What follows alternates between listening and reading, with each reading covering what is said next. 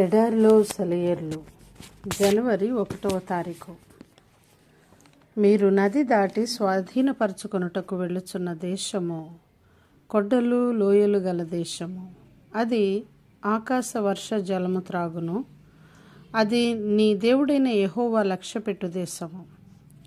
నీ దేవుడైన యెహోవా కన్నులు సంవత్సరాది మొదలుకొని సంవత్సరాంతము వరకు ఎల్లప్పుడూ దాని మీద ఉండును.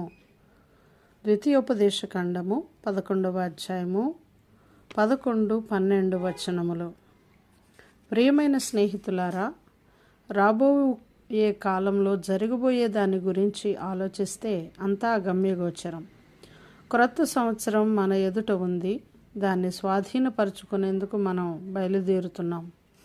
మనకేం ఎదురవుతున్నదో ఎవరు చెప్పగలరు? మనకి కలగబోయే క్రొత్త అనుభవాలు, జరుగునున్న మార్పులు, క్రొత్తగా తలెత్తనున్న అవసరాలు ఎవరు ఊహించగలరు? కానీ మన పరలోకపు తండ్రి ఇక్కడ మనకు ఒక ఉత్సాహభరితమైన ఆనంద సందేశాన్ని అందిస్తూ ఉన్నాడు. అది నీ దేవుడైన యెహోవా లక్ష్యపెట్టు దేశము. నీ దేవుడైన యెహోవా కన్నులు సంవత్సరాది నుండి సంవత్సరాంతం వరకు ఎల్లప్పుడూ దాని మీద ఉండును. మన అవసరాలన్నీ దేవుడే తీరుస్తాడట. ఎప్పటికీ ఎండిపోని నీటి బుగ్గలు ఆయనలో ఉన్నాయి. ఆనకట్టలు లేని సెలయేర్లు, జలధారలు ఆయన దగ్గర నుండి ప్రవహిస్తున్నాయి. ముందు ఏం జరుగుతుందో అని ఆందోళన చెందుతున్నారా? ఇదిగో దేవుని కృప నిండిన వాగ్దానం. ఆశీర్వాదాలు ఆయన నుండి ప్రవహిస్తూ ఉన్నాయి. ఆ ప్రపంచానికి అంతం లేదు. ఆ ప్రవాహానికి అంతం లేదు. ఈ ప్రవాహం ఎండకి అనావృష్టికి ఎండిపోదు. ఈ ప్రవాహం దేవుని పట్టణాన్ని సస్యశ్యామలం చేస్తుంది. మనం అడుగు పెడుతున్న దేశం కొండలు లోయలు ఉన్న దేశం. అంతా చదునుగాను ఉండదు, అంతా పల్లంగాను ఉండదు.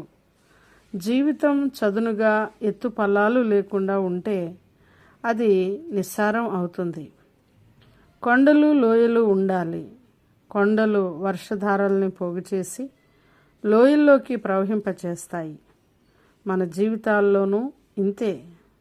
కొండలు ఎదురైనప్పుడే మనం కృపా సింహాసనం ఎదుట మోకాళ్ళుని ఆశీర్వాద వర్షాల ధారల్ని పొందుతాము.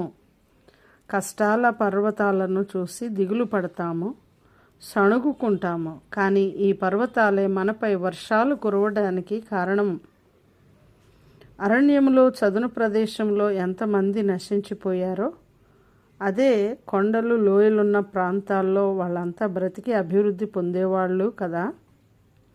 మైదానాల్లో ఎముకలు కొరికే చలిగాలులు అడ్డు అదుపు లేకుండా వేస్తూ చెట్లను చేమలను నేలమట్టం చేస్తుంటే ఎంతోమంది నశించిపోయారో.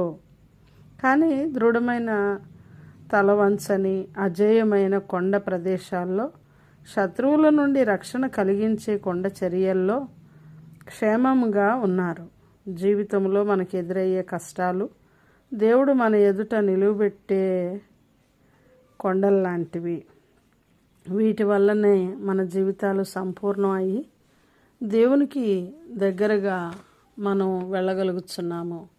మనకి ఎలాంటి బాధలు, వేదన, శ్రమలు ఎదురవుతాయో తెలియదు. కేవలం నమ్మకం ఉంచు. ఈ హెచ్చరికను అనుసరించి అలా చేస్తే ఈరోజు దేవుడు మన దగ్గరికి వచ్చి మన చెయ్యి పట్టుకొని ముందుకు నడిపిస్తాడు.